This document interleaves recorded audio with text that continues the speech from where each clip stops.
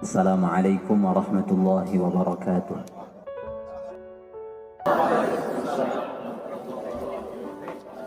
Nahmaduhu wa nusalli wa nusallim ala rasulihil karim, amma ba'd.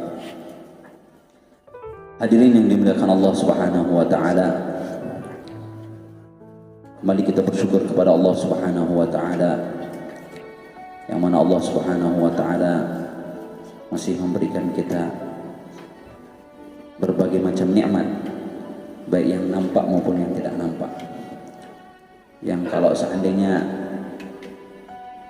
semua lautan yang ada di muka bumi ini dijadikan tinta, kemudian ranting-ranting atau pohon yang ada di muka bumi ini dijadikan pena untuk menulis nikmat Allah Subhanahu wa taala, maka tidak akan cukup.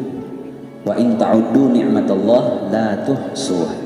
Jika kalian menghitung nikmat Allah Subhanahu wa taala, tidak akan pernah mampu untuk menghitung. Jadi menghitung saja kita tidak mampu, apalagi membalas. Kemudian salawat serta salam kepada junjungan kita Nabi besar Muhammad sallallahu alaihi wasallam. Semoga dengan pembacaan Maulid yang baru kita baca menjadikan sebab kita mendapatkan syafaat baginda Nabi besar Muhammad sallallahu alaihi wasallam kelak di yaumul akhir. Hadirin yang dimuliakan Allah Subhanahu wa taala, nikmat Allah Subhanahu wa taala jika kita renungkan, jika kita pikirkan, ini sungguh luar biasa. Dan seandainya nikmat Allah Subhanahu wa taala ini kita aplikasikan dengan agama, kita salurkan dia dengan agama, maka sungguh akan mulia dan akan mendapatkan pahala atau ganjaran yang mulia juga. Contoh saja, pikiran, risau, pikir saja.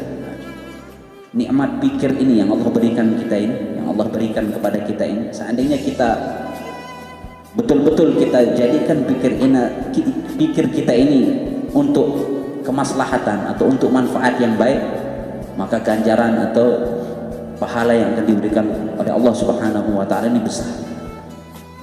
Bagaimana pikiran atau risau ini yang tadinya, contohnya saja kita pikirkan bagaimana tadi besi yang harusnya tenggelam jika masuk dalam air itu, diletakkan di air itu, tapi karena risau itu, yang besi tadi itu yang berat yang harus tenggelam bisa mengapung. Itu dengan sebab apa?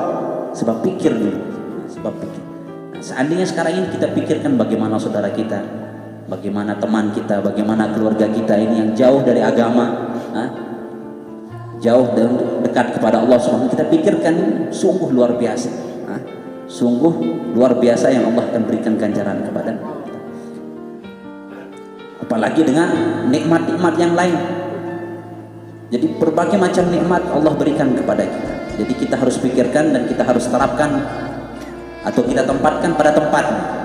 Jadi kalau nikmat ini kita tempatkan pada tempatnya, maka Allah Subhanahu wa taala akan berikan kita pahala yang besar. Tapi kalau nikmat ini kita tempatkan bukan pada tempat, ini bahaya.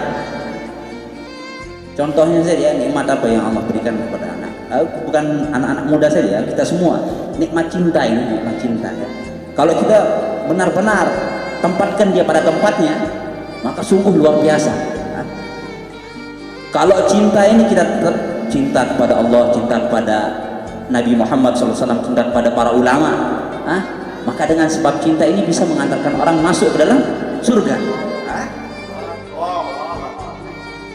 Jadi di dalam hadis itu apa katanya?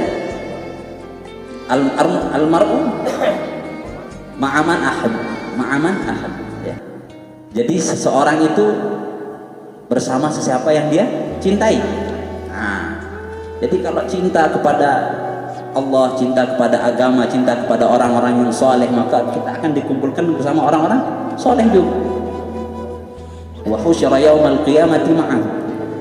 Maka dia akan dibangkitkan bersama orang-orang siapa yang dia cintai nanti. Jadi jangan heran nanti kalau begitu dibangkitkan, ada di sampingnya ada siapa, di sana ada Michael Jackson, ada siapa, karena mungkin dia cintanya sama itu dulu.